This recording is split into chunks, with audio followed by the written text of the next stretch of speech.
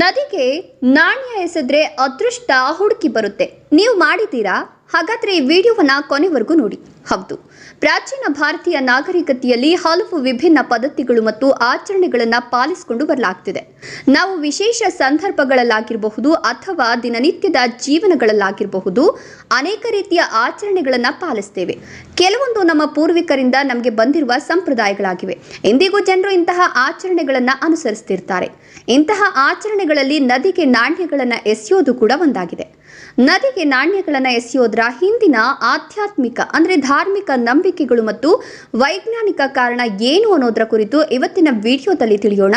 ಅದಕ್ಕೂ ಮುನ್ನ ಧಾರ್ಮಿಕ ನಂಬಿಕೆಗಳು ಮತ್ತು ನಮ್ಮ ಪೂರ್ವಜರ ಸಂಪ್ರದಾಯಗಳ ಮೇಲೆ ನಂಬಿಕೆ ಇದ್ದರೆ ಈಗಲೇ ಒಂದು ಲೈಕ್ ಕೊಟ್ಟು ನಿಮ್ಮ ಊರು ಮತ್ತು ನಿಮ್ಮ ಊರಿನ ಗ್ರಾಮ ದೇವತೆಯ ಹೆಸರನ್ನ ಕಮೆಂಟ್ನಲ್ಲಿ ಬರೀರಿ. ಹಾಗೆ ನಿಮ್ಮ ಜೀವನದಲ್ಲಿ ಏನಾದರೂ ಸಮಸ್ಯೆಗಳಿದ್ರೆ ಇಲ್ಲಿ ಕಾಣ್ತಿರುವ ಗುರೂಜಿ ನಂಬರಿಗೆ ಕರೆ ಮಾಡಿ ಫೋನಿನಲ್ಲಿ ಪರಿಹಾರ ತಿಳಿಸಿಕೊಡ್ತಾರೆ. ಮೊದಲನೆಯದಾಗಿ ನದಿಗೆ ನಾಣ್ಯಗಳನ್ನು ಎಸೆಯುವುದರ ಧಾರ್ಮಿಕ ನಂಬಿಕೆಗಳ ಬಗ್ಗೆ ತಿಳಿಯೋಣ. ಕೆಲವೊಂದು ನಂಬಿಕೆಗಳ ಪ್ರಕಾರ ಗಂಗಾ, ಯಮುನಾ, ಕೃಷ್ಣ, ತುಂಗಭದ್ರಾ, ವರದಾ ನದಿ ಅಥವಾ ನರ್ಮದಾದಂತಹ ಇನ್ನೂ ಅನೇಕ ಪವಿತ್ರ ನದಿಗಳಿಗೆ ಮತ್ತು ಹರಿಯುವ ಹಳ್ಳ ಕೊಳ್ಳಗಳಲ್ಲಿ ನಾಣ್ಯವನ್ನು ಹಾಕೋದ್ರಿಂದ ಹಲವಾರು ಪ್ರಯೋಜನಗಳನ್ನು ಪಡಿತಾರೆ ಅನ್ನೋ ನಂಬಿಕೆ ಇದೆ. ಇದಲ್ಲದೆ ಪವಿತ್ರ ನದಿಗಳಲ್ಲಿ ನಾಣ್ಯವನ್ನು ಎಸೆದ್ರೆ ಅದು ನಮಗೆ ಅದೃಷ್ಟ ಮತ್ತು ಸಮೃದ್ಧ ಜೀವನವನ್ನು ತರ್ತದೆ ಅಂತ ನಂಬಲಾಗಿದೆ. ಅದೃಷ್ಟವನ್ನು ಹೊಂದೋದಕ್ಕಾಗಿ ಜನರು ನಾಣ್ಯವನ್ನು ತೆಗೆದುಕೊಂಡು ಅದನ್ನು ಹಣೆಯ ಮೇಲಿಟ್ಟು ದೇವರನ್ನ ಸ್ಮರಿಸಿ ಎರಡು ಕೈಗಳಿಂದ ಆ ನಾಣ್ಯವನ್ನು ನದಿಗೆ ಎಸೆತಾರೆ. ಹೌದು, ಇದಲ್ಲದೆ ನದಿಗೆ ನಾಣ್ಯವನ್ನು ಹಾಕೋದ್ರಿಂದ ಒಬ್ಬ ವ್ಯಕ್ತಿಯ ಪಾಪಗಳು ನಾಶವಾಗ್ತದೆ ಎಂಬುದು ಜನರಲ್ಲಿರುವ ಸಾಮಾನ್ಯ ನಂಬಿಕೆಯಾಗಿದೆ.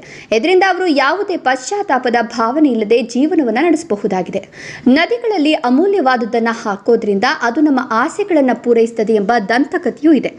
ಎರಡನೆಯದಾಗಿ ನದಿಗೆ ನಾಣ್ಯಗಳನ್ನು ಎಸೆಯೋದ್ರ ವೈಜ್ಞಾನಿಕ ನಂಬಿಕೆಗಳ ಬಗ್ಗೆ ತಿಳಿಯೋಣ. ಸುಮಾರು 1 ಸಹಸ್ರಮಾನದ ಹಿಂದಿನ ಪವಿತ್ರ ನದಿಗೆ ಹಣವನ್ನು ಎಸೆಯುವ ಪದ್ಧತಿಯು ವೈಜ್ಞಾನಿಕ ಹಿನ್ನೆಲೆಯನ್ನು ಹೊಂದಿದೆ. ಪ್ರಾಚೀನ ಕಾಲದಲ್ಲಿ ನಾಣ್ಯಗಳನ್ನು ವ್ಯತಿರಿಕ್ತವಾಗಿ ತಾಮ್ರ ಅಥವಾ ಅಮೂಲ್ಯ ಲೋಹಗಳಿಂದ ಮಾಡಲ್ಪಟ್ಟಿದೆ.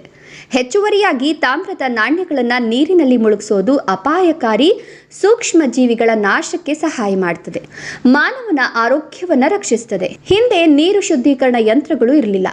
ನದಿಯ ನೀರನ್ನೇ ಜನರು ಕುಡಿಯಲು ಬಳಸ್ತಿದ್ರು. ಹಾಗಾಗಿ ತಾಮ್ರದ ನಾಣ್ಯಗಳನ್ನು ಹಾಕುವ ಮೂಲಕ ನೀರಿನ ಶುದ್ಧೀಕರಣಕ್ಕೆ ಪ್ರಯತ್ನಿಸ್ತಿದ್ರು. ಇನ್ನು ತಮ್ಮ ದೇಹಕ್ಕೆ ಪ್ರತಿದಿನ ತಾಮ್ರದ ಅಂಶಗಳ ಅವಶ್ಯಕತೆ ಇದೆ ಅನ್ನುವ ಕಾರಣಕ್ಕಾಗಿ ಹಿಂದಿನ ಕಾಲದಲ್ಲಿ ಜನರು ನದಿಗೆ ನಾಣ್ಯಗಳನ್ನು ಎಸೆತಿದ್ರು. ತಾಮ್ರದಿಂದ ಇಷ್ಟು ಮಾತ್ರವಲ್ಲ, ಇನ್ನು ಅನೇಕ ಪ್ರಯೋಜನಗಳಿವೆ. ತಾಮ್ರದ ಲೋಹಗಳು ನೀರಿನ ಕೆಳಭಾಗದಲ್ಲಿ ಧೂಳಿನ ಕಣಗಳನ್ನು ಶೇಖರಿಸುತ್ತದೆ. ಇದರಿಂದ ದಿನನಿತ್ಯದ ಬಳಕೆಗೆ ಶುದ್ಧ ನೀರನ್ನು ಬಳಸಿಕೊಳ್ಳಲು ಇದು ಸಹಕಾರಿಯಾಗ್ತಿತ್ತು. ಆದ್ದರಿಂದ ಹಿಂದಿನ ಜನರು ನದಿಗೆ ನಾಣ್ಯಗಳನ್ನು ಎಸೆತಿದ್ರು. ಹೌದು, ಈ ಕಾರಣಕ್ಕಾಗಿ ಪ್ರಾಚೀನ ಕಾಲದಲ್ಲಿ ಜನರು ಹರಿಯುವ ನದಿಗೆ ನಾಣ್ಯಗಳನ್ನು ಹಾಕ್ತಿದ್ರು. ಆದರೆ ಈಗಿನ ಜನರು ಅದೃಷ್ಟವನ್ನು ತರುವುದು ಎನ್ನುವ ನಂಬಿಕೆಯಿಂದ ನದಿಗೆ ನಾಣ್ಯಗಳನ್ನು ಎಸೆಯುತ್ತಾರೆ. ಧನ್ಯವಾದಗಳು.